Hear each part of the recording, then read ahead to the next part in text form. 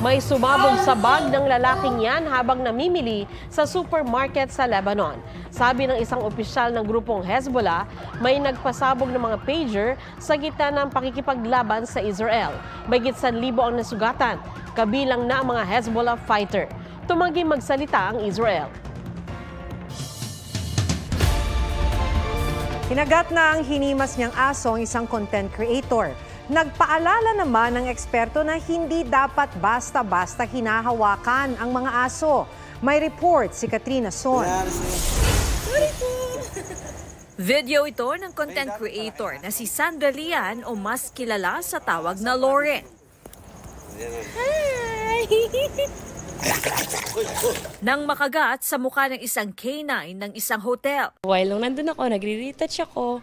Pagtingin ko, lumalapit na sa akin yung guard at saka yung dog. Dahil mahilig siya sa aso, hindi siya nag-atubili na lapitan ng canine. Gagawin din daw sana niyang content, kaya inihanda niya ang cellphone camera. Hindi na ako pakilala sa aso.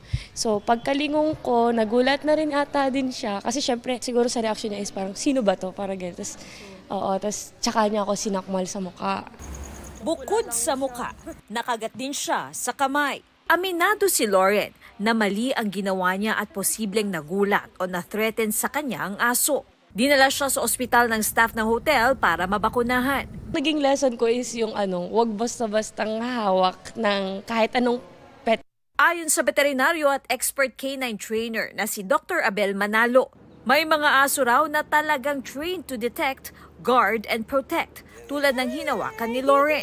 Yung aso po kasi hindi naman ordinary dog yun eh. Belgian Malinois po yun na canine. Yung mga canine units, hindi po talaga dapat pinipet yan kasi hindi sila therapy dog, hindi naman sila pet dog. Nandun sila para mag-work. May ibang canine nga raw na may collar kung saan nakasulat, "Do not pet." Maaring na-trigger din daw ang aso kaya nangagat. Baka yung taas ng frequency ng boses ng babae nung lumapit na siya or masyadong dumikit yung babae. May mga senyales rin daw na posibleng maging agresibo ang aso, ano man ang breed nito, tulad ng kapag naninigas ang katawan nito o hindi komportable, kung ang tenga ay nakadapa, hindi mapakali at nakatupi ang buntot. Lagi ring tandaan na hindi dapat basta-basta hinahawakan ang mga aso. Katrina Son, nagbabalita para sa GMA Integrated News.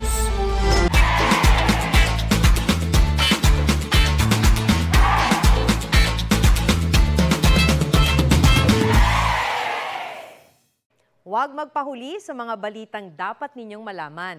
Mag-subscribe sa GMA Integrated News sa YouTube. Sa mga kapuso abroad, subaybayan nyo kami sa GMA Pinoy TV at sa www.gmanews.tv.